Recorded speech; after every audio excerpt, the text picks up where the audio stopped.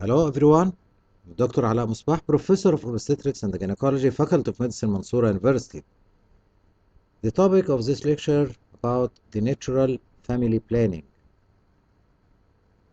or you can call it also fertility awareness method.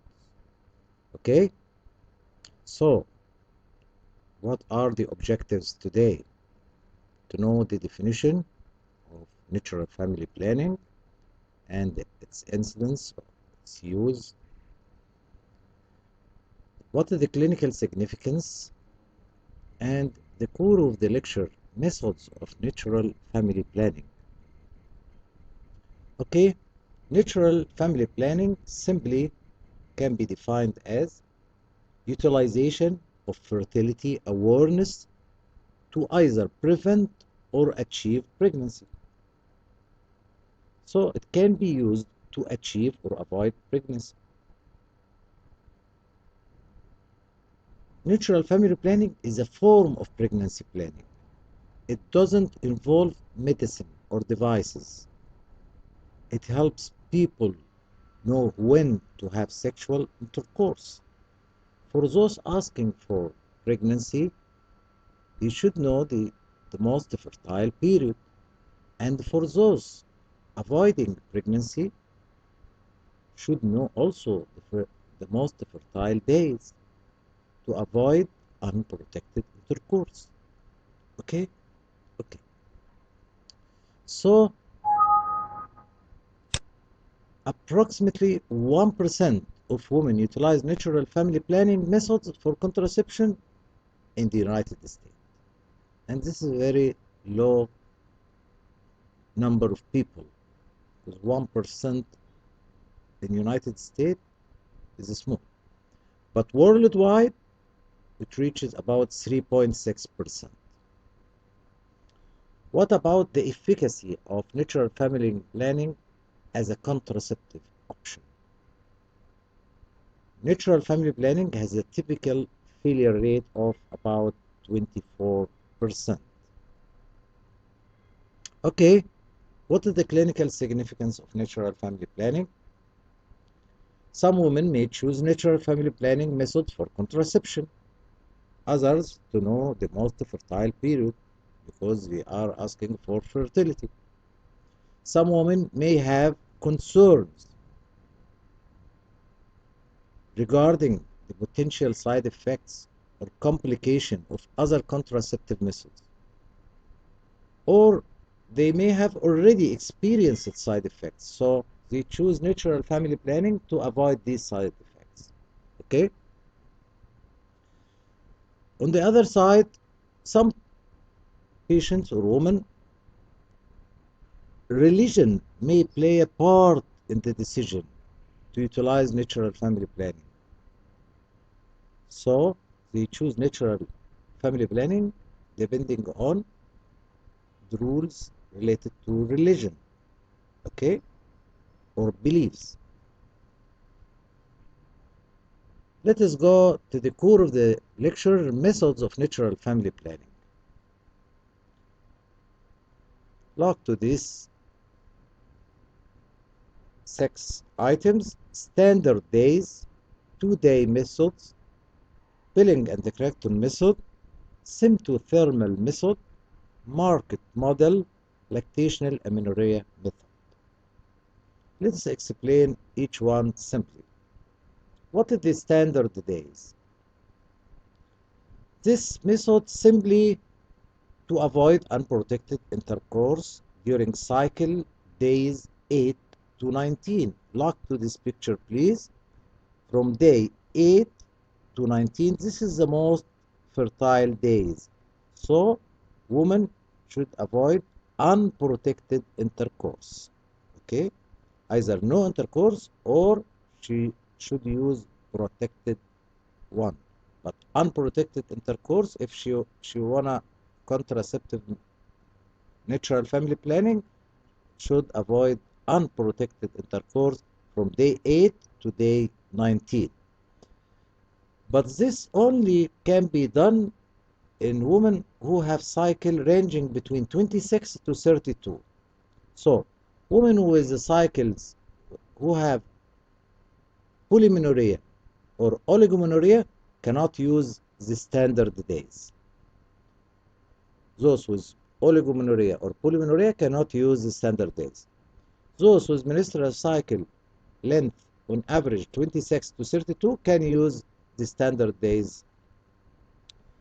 What about the pregnancy rate if they are using the standard days method?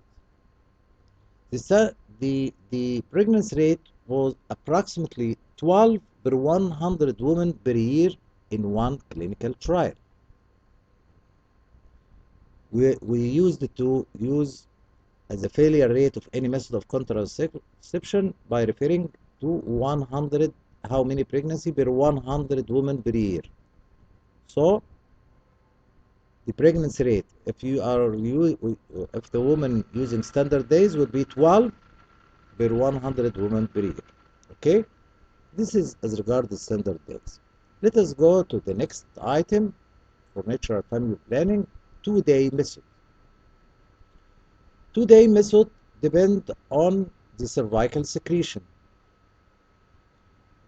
Woman should check the cervical mucus at least twice a day, then ask herself two questions.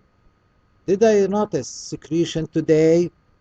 Did I notice any secretion yesterday? If she noticed secretions, she should avoid unprotected intercourse. Okay? All over the days in which secretion present. Okay? If there is no secretion, the most probably the woman is not in the fertility day. But if secretion is present, she is in the fertility days. Okay? So should avoid unprotected intercourse. What about the pregnancy rate in those using two-day method? It is about less than 14 per 100 women per year. Okay? Okay.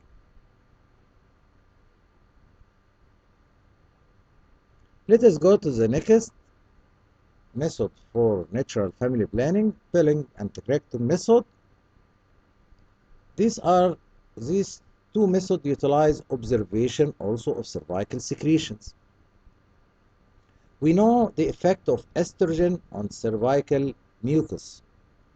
In the pre-ovulatory phase of the menstrual cycle, cervical mucus becomes more abundant, stretchy, and slippery. This peak-type mucus is sometimes called egg-white cervical mucus because it's simulating egg-white cervical mucus. Please remember this expression because really the pre-ovulatory cervical mucus looks like egg-white, being abundant, slippery, okay, stretchy, okay. In the post-ovulatory phase, what will happen under the effect of progesterone hormone? Mucus dries up or become less abundant and less stretchy and less slippery. Okay? What is the difference between Billings and the Creighton method? By the way, Billings started in 1950s and the Creighton started later on in 1980s. Billings use a more simple method. So, Billings users are taught to focus on the secretions, on the sensation cervical mucus produces, how it feels at the vulva. Simple like that. Do you feel the secretion at the vulva is different, fluidy, or you feel something strange with the secretions appear and becomes abundant? Simple like that. How it feel at the vulva. This as regard Billings user.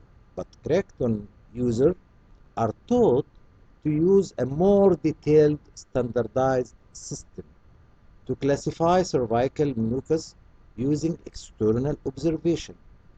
For example, tacky, gluey,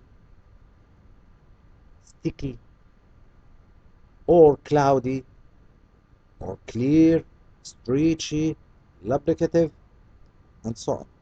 So, Creighton users are taught to use more detailed standardized system.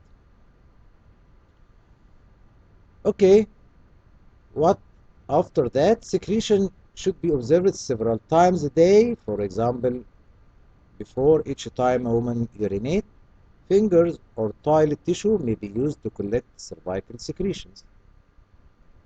And intercourse should be avoided during all days. Secretions are consistent with ovulation and until 4 days after the last day of wet ovulatory secretions. Okay?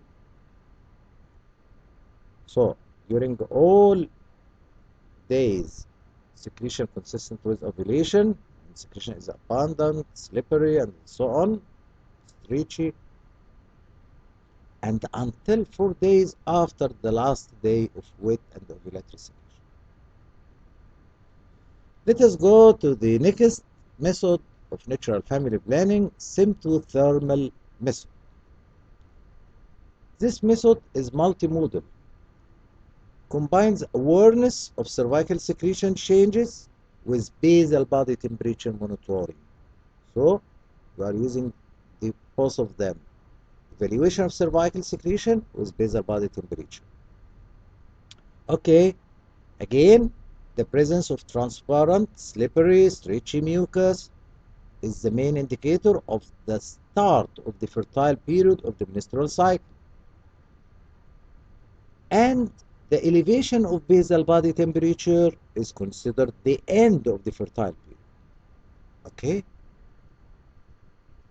As you see in this picture, thermometer to measure the temperature,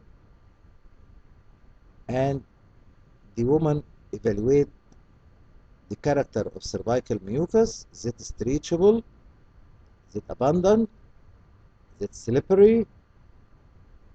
Egg white character? Okay?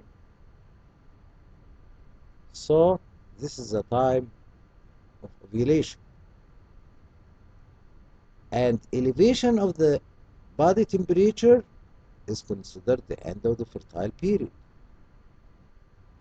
So, women should take their temperature each morning and monitor their secretion several times a day, at least twice. Also check the way the cervix is positioned and feels.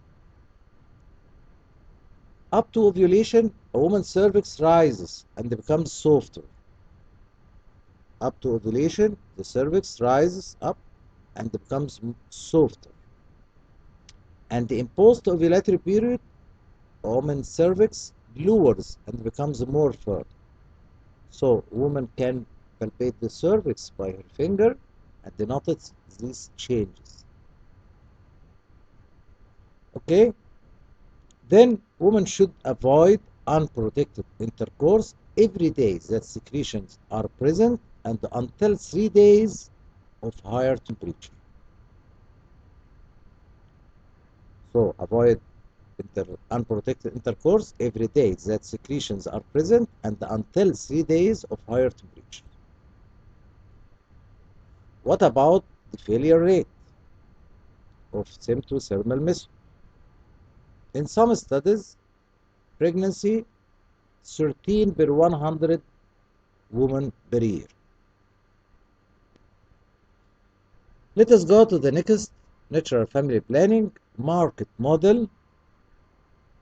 This method combines the monitoring of cervical secretion with additional option of using an electronic device to assess fertility further.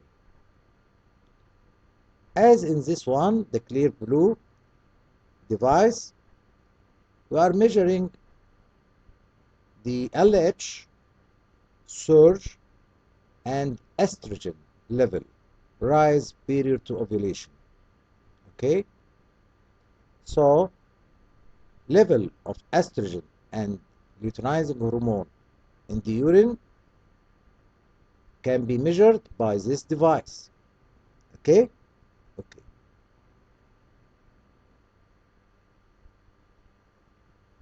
So it can be also used to know the fertility window.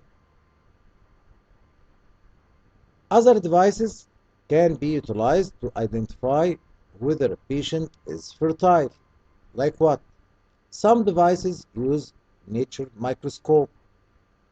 What is the aim of using this nature microscope? To observe furning of saliva or cervical mucus to determine whether furning is present or not. Look to this picture, please. This is how it looks under the microscope. This, the fertile one, you can see the crystals or furning positive. Okay? This is transitional and this is non-fertile days. Negative furning test. Okay? Here positive furning and crystallization, how it looks under the microscope. Okay? Indicating the fertility or fertile days at the time of ovulation. Okay? Some handheld devices assist in measuring cycle length and correlating the cycle day with basal body temperature, like this one.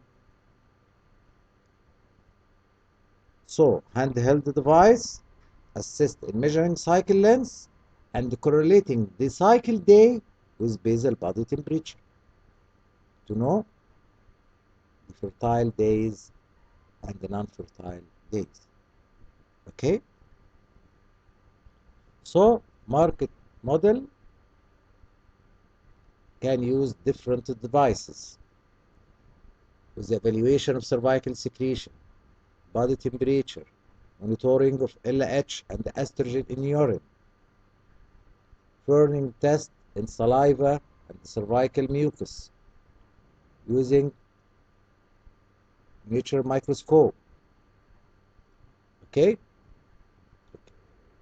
And also measuring handheld device, measuring temperature and correlating with the cycle dates. Okay? Let us go to the next natural family planning and the last one, lactation amenorrhea method. Lactation amenorrhea method of pregnancy prevention relies on what? Relies on suppression of ovulation postpartum. Okay? But you can depend on the breastfeeding in the presence of certain precautions. There must be feeding at least every 4 hours in the day and every 6 hours in the night. Of course, it is more than that, but at least every 4 hours in the day and every 6 hours in the night. Okay, so breastfeeding, this is item related to breastfeeding.